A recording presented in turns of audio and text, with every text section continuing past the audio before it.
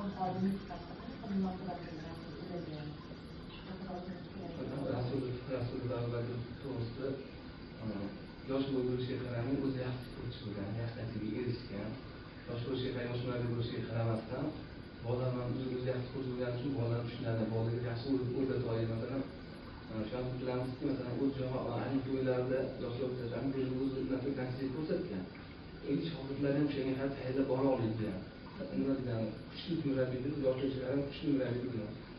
Insoniy jihatdan ham hamkasblar oldida, shu o'zi tengdoshlar oldida ham yoshlarga o'rnak bo'ladigan inson ham murabbiy deb bilaman. Nima deb o'ylaysiz? Oxirgi savol. Oxirgi 10 yillikdan keyin, keyingi 10 yillikdan keyin sportchilarni ahvoli qanday bo'ladi? Oxirgi sportchilarning bindaniga sharoiti yaxshi ham boradi, bindaniga boradi.